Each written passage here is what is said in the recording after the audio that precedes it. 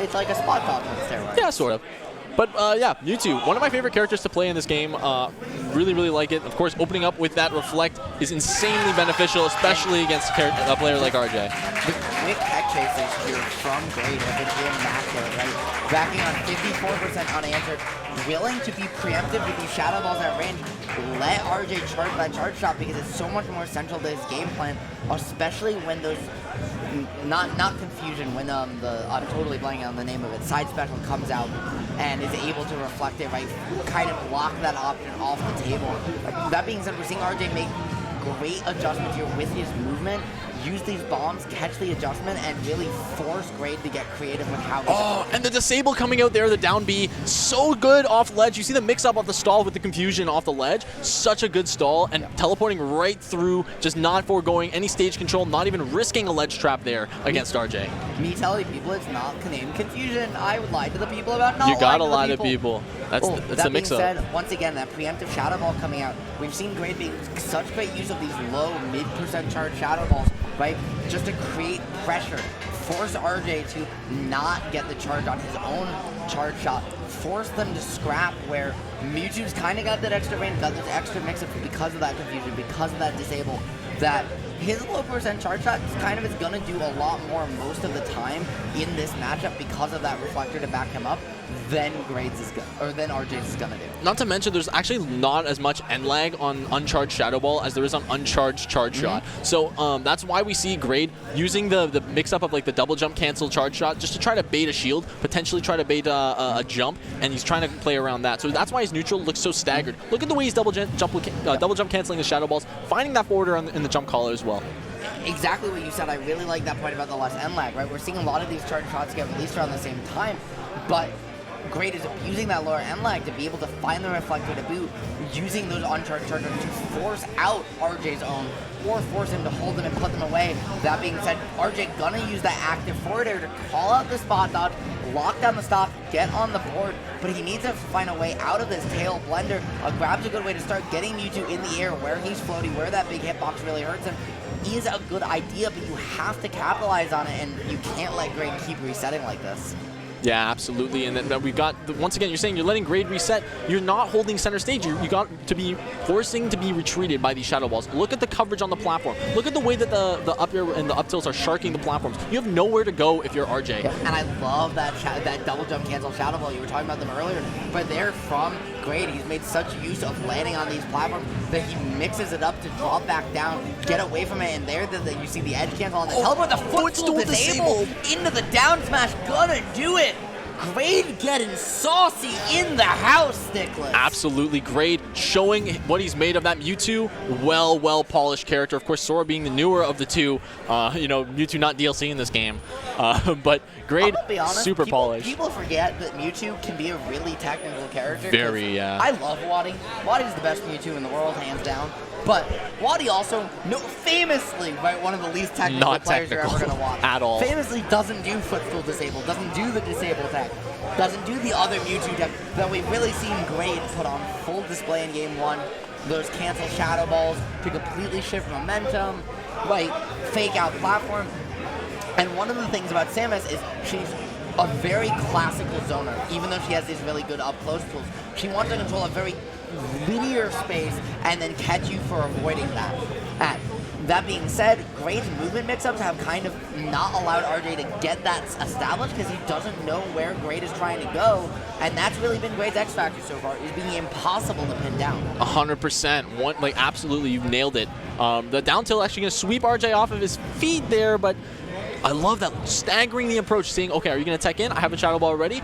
Baiting RJ to actually try to back away here. Back air opportunity, and finds the back air. That was the first dash attack we saw all set too, right? RJ just not expecting it, but one of the best things, even if whether your dash attack's good, whether it's less good, it's always great to catch a landing. Able to do so, close it out. Speaking of catching a landing though, right? Great getting a little fancy with that drop-off double jump, that extra startup on those floaty double jump animations that Mewtwo has, allowing RJ to find the neutral air, close it out, rack on some extra chip, and keep Grade in the corner, but getting a little aggressive. The Triblad's going to give you a way out, but it's just going to be a reset to neutral, and if you're RJ, that is a loss for you the way the set is going so far. far. Absolutely, and RJ, you know, he's using these Zairs a lot more now. That's I feel like that's the main adjustment he's made, and it's such a good mid-range tool against a character like Mewtwo. He's using them more. He's just finding them a lot more. He's playing a lot more patient with them. So he's converting them a lot more, and once he converts one, he's able to find the second one or two as a mix-up, right, as pressure, because you're not able to put those same options of low profile in the way the grade was earlier. Last game, by contrast, we really saw RJ getting over-aggressive, allowing Grade to just dance around them with impunity and not have to respect those Zairs at all. Yeah. Here comes another ledge trap. The bomb at ledge, so dangerous. See, once again, the reflector came out, and the Zair lands and opens up an opportunity for RJ to take the stock and the lead in this game, too. And I think that's the big thing you're getting at with that Zair usage is RJ started to, instead of using it proactively like game one, he's using it reactively, conditioning Grade to throw out these reflectors, then causing the punish when he thinks a reflector might come out, because whether it does or doesn't, and if you think a reflector might come out, they're never going to low profile your Zair. You're still going to be able to find those conversions. And RJ has made a huge, made a huge difference so far for RJ, allowing him to really use these forward airs, these up airs to get the juggle game going, which is Samus' win condition in this matchup much more efficiently. Absolutely. And here comes Grade with a little bit of an opportunity here, but the stalls from the bomb, the up smash, not able to do it. He tried to find that drag down up smash. He was trying to end the game in as saucy a way as Grade ended game one. Yeah. Grade having none of it though, saying, "Let me smack you over the head real quick, sir. You might be my elder, but you are not remembering who I am. I'm gonna go up 2-0," and just trying to bring it back even first, getting this advantage state here, keeping RJ trapped on the platform, but the timer bomb into the charge out, a huge opportunity. Oh, no that means that regrab. taking the reversal gonna allow Grade a way back down and stickless.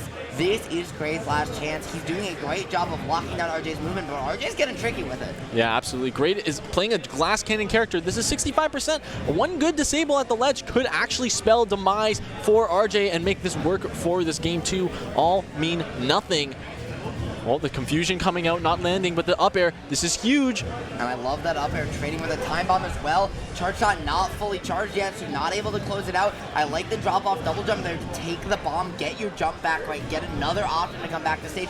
You're saying, I'm going to take that percent to reset the situation, and now back to giving you the reversal, able to find this edge guard, and now the confusion, but not looking for the fair. So trying to find the reset, not able to find the tech chase, just resetting the situation regardless. Stickless, this could be it. Shadow Ball is Calling going to the jump, take it off the right. and that was the Grade baiting RJ, saying, I'm going to dash back on this platform, you're going to throw out the second bomb, because you're going to see this charge shot come out for me, the Shadow Ball, but I don't know, I can't react to which way you're going, so I have to assume you're coming towards me in time bomb, which is where that Shadow Ball then can react. If he goes towards you and you time bomb, then he just doesn't pull it and he doesn't get hit. Yeah, and then so that's just a great testament to Grade's patience in the matchup, and it's just his ability under pressure to close out games, to make that comeback. Excellent stuff to Grade going up 2-0, but RJ's adjustments were looking really scary in the mid game of that game number 2. His movement just became almost like game one, right? Grade was really locking down RJ's movement, punishing him for charging those charge shots with his own Shadow Ball, and really just overall controlling the pace of the game. Game two, RJ was really able to open it up with those timer bombs, right? Those movement mix-ups, and really just lock down this huge floaty Mewtwo who with this tricky movement, and he's picking up right where he left off and is really just racking this pressure on, really turning up the pace of play. Yeah, and I really, really love the way that Grade has just been unrelenting with this pressure. Basically just staying stuck to RJ like glue, using the fast frame data of that forward air, using the anti-air, just reacting with Shadow Ball appropriately, and keeping RJ in disadvantage. Got him all the way up to 156. An up throw will seal the deal, actually breaking out of the grab opportunity there. Yeah, but just getting that hitbox coming out after the grab animation started. Those charge shots not going to connect with each other, just going to under, above, and into the blast zone goes Grade. Going down the first stock, RJ really locking down this movement once again, but we saw this situation in game number 2, Stickless, where RJ took an early lead, and this time he's not even able to get the extra credit. Grade keeping it even. RJ desperately trying to find a way onto the board, but you know, the only board he's currently finding his way on is the replay in the background. He needs to make something happen fast. Yeah, Grade looking for another opportunity. The down air not quite spiking, but still getting the KO. RJ going to be really happy with that. Yeah, and now he's got a right? When your opponent just drops a tech against you, that could change the whole momentum of the set. RJ has the potential now, but 55 unanswered here is absolutely huge from Grade. The best way to recover from a mistake is just to only lose one neutral interaction on your way to the stock. That being said, 47 not the way you want to do it. The disable going to get him out of the down area. That was crazy from both players. You know that they just have no respect for each other at all. They're trying to kill each other very quickly and efficiently. And Grade right now is just trying to find the opportunity to answer back with the charge shot, hitting him right in the tail. Yeah, he called out the roll there, if you saw, right? Utilized the nair to condition for the roll, and then the charge shot just to cover all options. It was absolutely gorgeous stuff. Now RJ down on the last stock of his own. This is still very doable for Grade.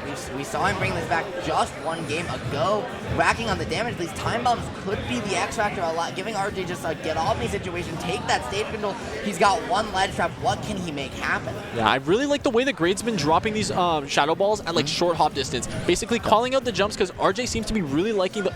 Wait, he missed the pivot grab. That's huge. Yeah, that being said, as well, yeah, he missed the pivot grab, but also you mentioned the drop. You're dead. They're the perfect distance as well, where they were also where Samus is tall enough that they cover short up, but still cover grounded. Yeah. Right, unless you crouch, forcing RJ to really either shield or stay in place, crouch, jump over, forcing him to expend resources or time to get around the shadow walls. That being said, Grade came close to the 3-0. But RJ breaking the curse we've had on our block so far. Finally, a challenger taking a game. We've got a game on the board, and it's been incredible so far. Grade definitely not out of it yet. I think RJ did get that really kind of lucky stock on the mistech on the second one with that down air. I will say he did capitalize, and it goes to show that like you just can't sleep on him. But we're seeing the wolf come out, which is very interesting. I know Grade's been working on a wolf Canada, though. not England. This isn't London. Why is there a werewolf here? Why is there a werewolf in London? Yeah, London, Ontario.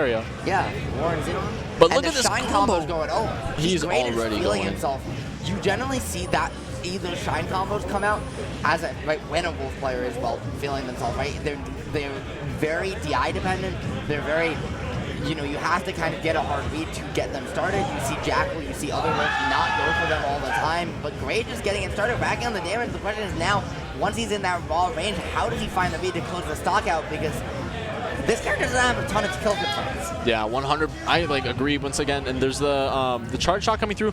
Grade struggling to get back to stage. The side B just raw, not quite gonna kill, but this is gonna give an opportunity for a nice ledge trap. This back throw gonna close out the stock, and we got Grade on the board with the wolf of all things, showing it. I know he's been working on it for a little while, and he's definitely showing his stuff. He's got his combos down. We saw the shine combos earlier. Yeah, and I actually really like this character in this matchup too. Yeah. Also, I like this character to complement Sora Mewtwo, right?